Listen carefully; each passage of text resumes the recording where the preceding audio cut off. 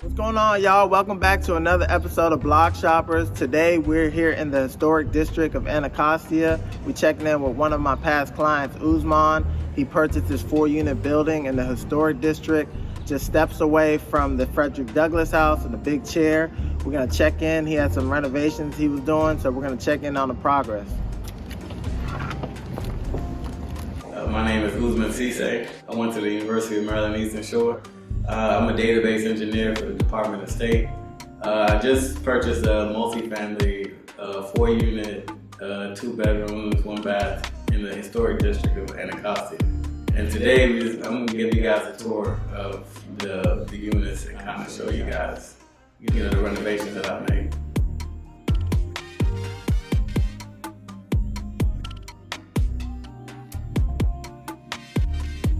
So basically, as you can see, we redid everything in this room. We got luxury vinyl planks put in. So basically, these kind of like take a lot more wear and tear and a lot of stress to the floors.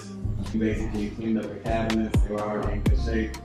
Stainless steel appliances, recessed lights. We got put in. Over here, you had it's like a closet, right? Like a wall here. Yeah, so what we basically didn't have a place to put the refrigerator. So what we did was basically close out this wall, open up the wall in the hallway, and then basically, created like a bifocal. Oh yeah, that's yeah. So now we got a place we can place the refrigerator. New baseboards that we put in throughout the living rooms. Because they were actually like in really bad shape. Yeah. Now this looks good. It looks a lot bigger. It feels like so much bigger. Yeah, a lot more spacious. We redid the bathrooms. The only thing that's left in here is we got to reglaze the tubs. Besides that, new vanity, faucets. The toilet's still the same. Everything was in good condition, so we just basically cleaned it up. Shower tiles, and we're gonna reglaze this tub to make it look nice and crispy white. Yeah, that's a good way. A lot of people think you gotta get a whole brand new tub. Yeah, reglazing it, $150, $200. A lot more money, New tub was almost $500. Yeah, much labor. They redid all these walls. This was all like popcorn walls. In here, popcorn ceiling. We put new light, ceiling lights. With the ceiling fan in here, get some ventilation. So good, bro. Yeah, pretty good size. Same thing in here.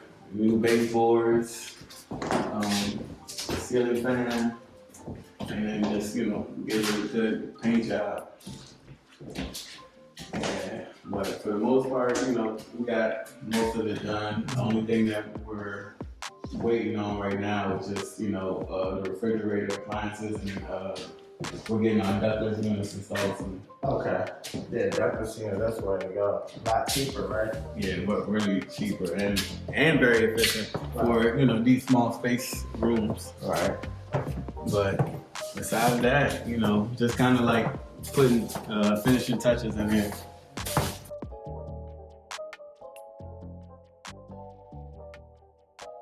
So yeah, in here we got basically the luxury vinyl planks.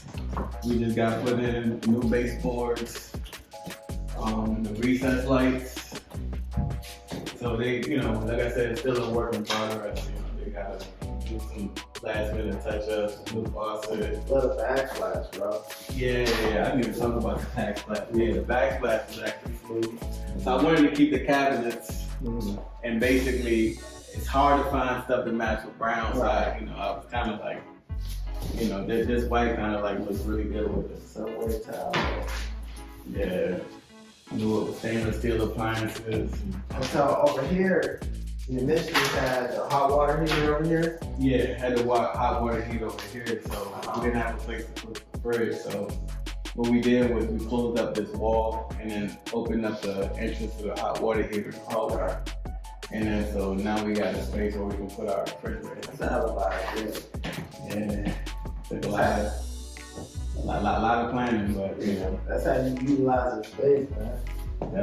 Definitely. But you know, came a long way, man. Like all this was popcorn, walls, ceilings. Mm-hmm. The contractors, they were able to smooth everything out like I wanted. Yeah, it feels so much bigger. I don't know if you remember this arch that was here? Yeah. Yeah, so we basically removed that. Okay. This way we got like a clear view of like the hallway. Mm-hmm. Which I think, you know, looks a lot better. Nah, it looks a lot better. It's just a hot water heater. Yeah, the room's already in good shape, so you know, the only thing we had to do in here was paint the floor and then put some paint on the wall. Okay. And then we put this ceiling fan with the lights. Mm-hmm. Yeah, but that's about it in here. And then in here, you know, we changed up the baseboards. And then this is where it was like a lot of, you know, mold damage. It was like the floor was sloped and like in terrible shape. So we got like a mold remediation team to come in here, remediated all the mold, you know, did like a mold test, passed the test and all the units, and then basically patched everything up. Mm-hmm. And then once we kind of patched everything up, painted it, you know, they still got one more coat, so you can kind of, you know, see, yeah. But once that's kind of there, everything should be in good shape. Just gotta do some cleaning up. Alright, even in the hallway here, like we just smoothed out all of these walls. This is a brand new stairs that they just basically built. So they broke down the old ones and these are new stairs. Alright, so yeah, so in here basically, you know, more of the same downstairs. We got the luxury vinyl floors. We just redid cabinets, you know, already good shape, clean those. And new stainless steel appliances. Recess lights in here. And the only thing that's different from downstairs units and from the upstairs ones is the laundry in here. So, you know, still a work in progress. I got my guy in here working. So basically this is where the laundry is gonna be for the upstairs units. This was just a regular closet. I don't remember this time. But yeah, so and then basically the hallways, all these popcorn walls they had to kind of scrape off and basically clean up and paint. This is the upstairs bathroom.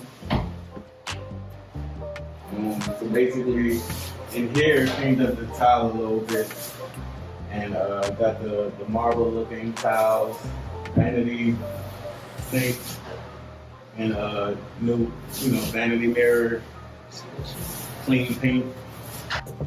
Yeah, so basically, you know, these rooms are already in good shape. So we get in here with the ceiling fans. And then we basically got repainted and then the vinyl planks in here. There was carpet in here, right? Yeah. This was the only unit that had carpet in here, but we kind of wanted to get the carpet out of here because these kind of like basically take more wear and tear, like for the long. And yeah, master bedroom. We did more of the same thing. It was damage on this wall from like mold, and so we had like a team come in here, remediate the mold, and you know, got it tested, passed the mold test, and then we just basically patched it up, and then repainted this. And then the floors, you know, new floors running throughout the whole unit, and new baseboards. So yeah, that's about. Yeah, a lot of the renovations that I got done so far, and then we're still working. And then I can show you guys the outside units. Yeah. I mean, not the units, but outside. Yeah. And I'm shining well too. So the outside, we basically repainted the back unit. You know, this kind of like a navy blue color. This way the white pops when you kind of, you know, look at the windows and the doors. And then got the backyard fenced out, just to kind of have like a little, because I don't want any, smoking on the inside. So this will be kind of like a, come out here, smoke, chill, relax, cook out, whatever, for the units, for the tenants that are living in here. What do you think about doing like down here? Are you gonna pave it, put gravel? So for the floors, we were thinking about putting like turf. Because, so we put turf down here. Basically, it's a lot less maintenance. They last about like 10 years, and they're very cheap. I got a quote for here already, like from the measurements, and it'll be probably around like $600. Oh, that's nothing. Yeah, to put turf all in here, and then basically just kind of like clean up the sidewalk here. So you got your floodlight camera, so security. Yeah. And I got a monitor. Yeah, I got a camera in the front and I got a camera in the back. So anything that's happening, got your eyes on the building at all times. At all times, 24 Hi, hours. you are currently being recorded. My man Ouz, man, I want to start by saying congratulations on this purchase, man. This 4-unit building. Couldn't have done it without you, man. And I'm proud of you. You got this amazing building in Anacostia, and then another congratulations on the renovations you're doing. Yeah, I appreciate it, man. Thank you. Yeah, this place looks amazing. What led you to wanting to purchase a multifamily unit building? Okay, I mean, so basically, after selling my previous house, made a pretty good, gain on it. I wanted to invest in something that I was gonna get a significant return in. Mm-hmm. And, basically did my research, and basically multifamily just basically was the top, money earner. Yeah. Investing wise. Yeah, I just wanted to take on the challenge. I've done the single family thing before, so multifamily is the next thing I kind of wanted to tap into. So with that single family home, how long ago did you purchase that? So I purchased that in, I want to say 2016. 2016? Yeah, I purchased that in 2016.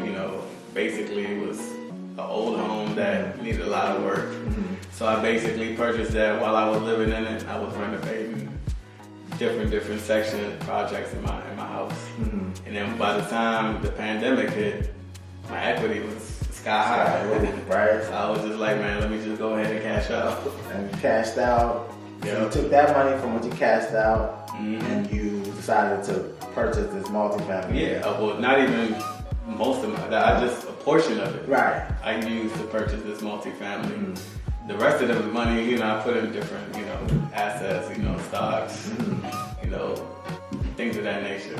And that's critical, because by using the money from that to purchase, something like this, you're saving on taxes, right? Yeah, definitely. So, that's critical. That's, smart. Do you have experience doing this? Nah, this is my first time actually doing something like this.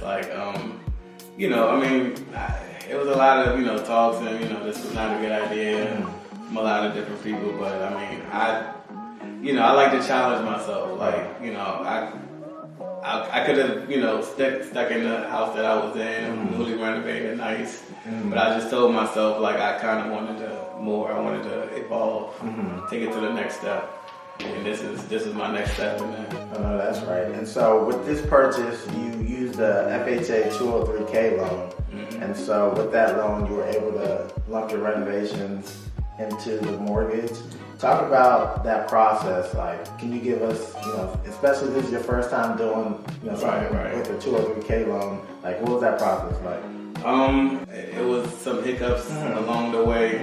Even kind of dealing with the bank, waiting for funds to basically touch so your contractor can continue to do work.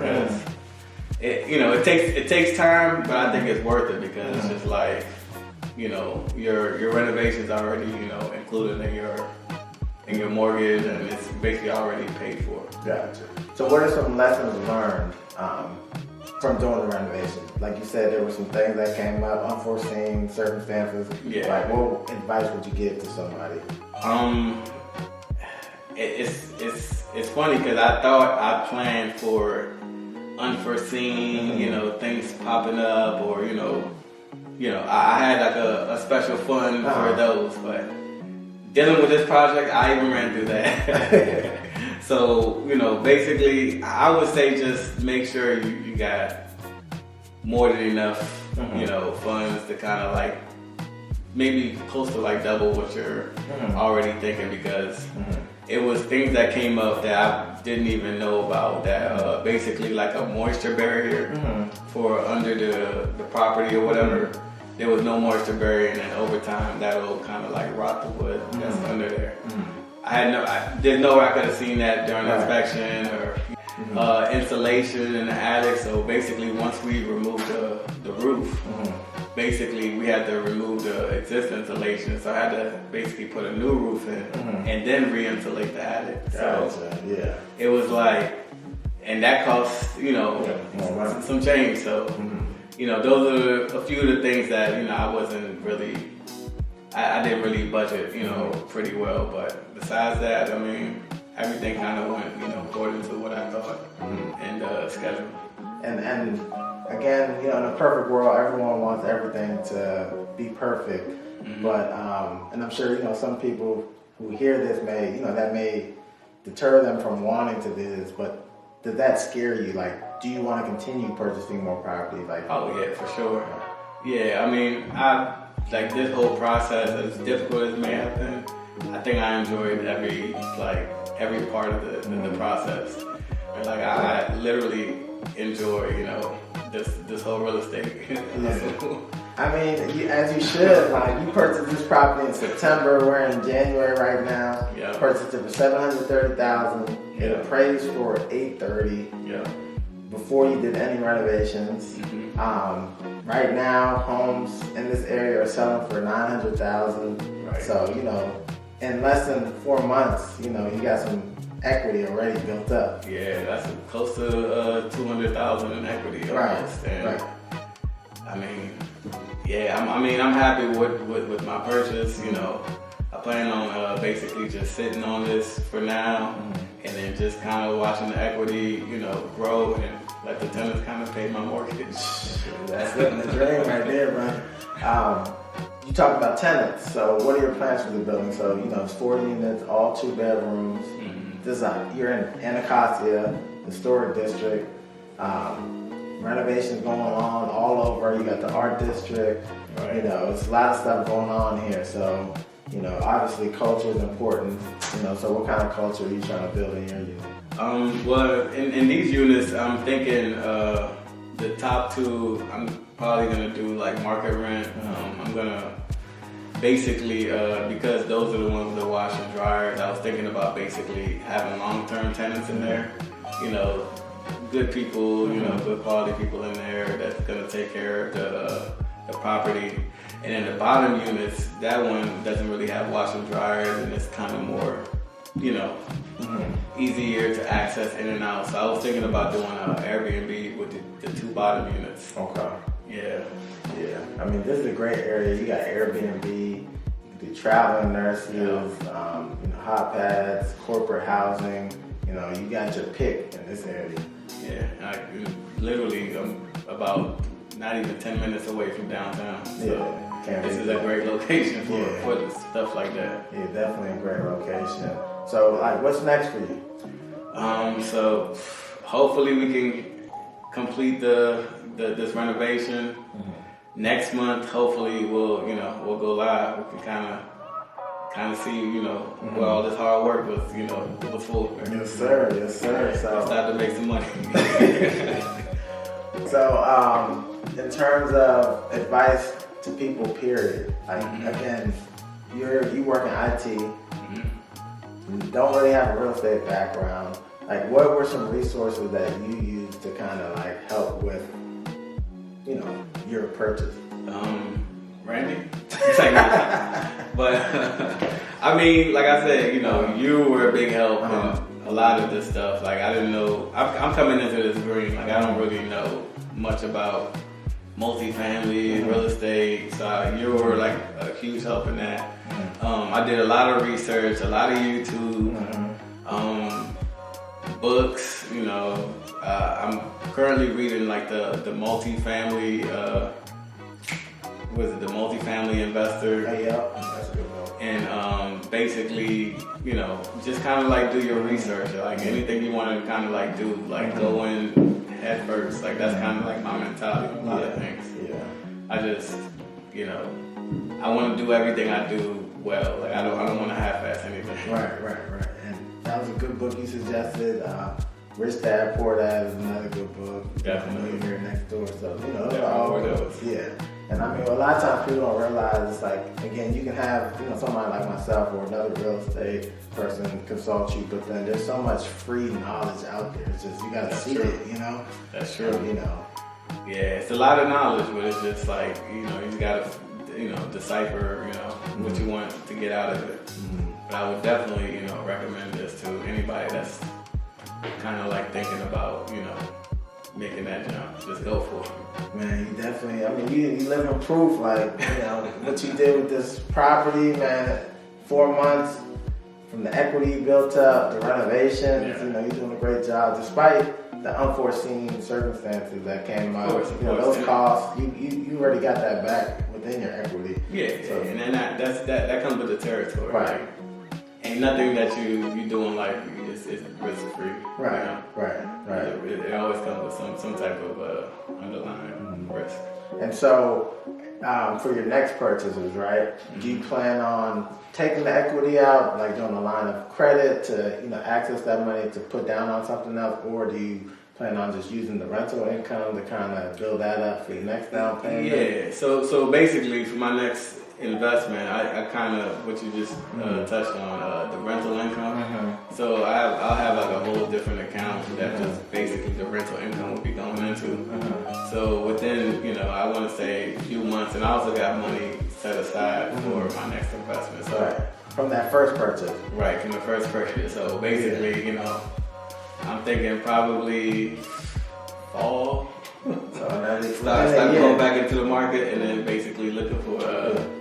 I mean, I'm kind of open, so whatever sounds like is a good deal is kind of what I'm looking for. I'm not really looking for anything specific and like multi-family, single family, whatever the case is. And it is great because, again, I want to go back to that first purchase, right? You purchased a home that wasn't necessarily, you know, a dream home, but you know, you had a vision in mind, built that up, and 3-4 years later, you sold that, and you know, you hit gold basically. You struck gold, you know. And, you know, talk about how important it is, you know, for people to know, like, that first purchase doesn't have to be Your that last. It's like you're playing Monopoly. You know, you're leveraging, and that's like critical. Yeah, I mean, like I said, you know, even when I made that sale, it was a lot of people that was looking at me like, oh, you're making a sale in the middle of the pandemic? Crazy, like who does that, or whatever the case is. But I was looking at, you know, the long-term goal, like 5-10 years from now. Like, I want to not just have one property that's worth a lot. I want to have multiple properties. That the same way I did it with that one, I have like multiple properties with multiple, you know, a lot of equity in each of them. So that's kind of was like my goal, and that's kind of where I'm headed right now. Yeah, man, I'm proud of you, brother, man. Like what you did again, like real talk, like it's Appreciate incredible, that, man. Appreciate Like you look at when you walk around this place, it looks like you've been doing this. You know? So for this to be, you know, your first like true rehab project with you know, a 2 or 3K loan, multi-family building, like, you know, hands down, amazing job. I appreciate it. Thank you, man. No problem, bro. My last question is like, what would you say your favorite part of this whole like process was? My favorite part, I mean, I don't know. It's something about like when work is being done on something that you own and they're making it better. It's just like, I just like enjoying coming to the property and just seeing like, oh dang, we got new floor today. Oh damn, you know, there's new recess lights that, you know, that it was in my head, but now I can see it in person. Like it's just like your vision coming to life. Right? And that's my favorite part of it. It's just like seeing like, you know, basically you're turning something that's nobody wants into something that everybody now is, you know, basically start seeking after. Yeah, as you keep getting better, you know, you say you're in IT now, but 2 years from now, you know, you're gonna be consulting people through, you know, these renovations, bro. Right. Great job, man. Proud of you. Appreciate that, man. Thank you. Certified block shopper, man. Couldn't have done it without you, man. Sir.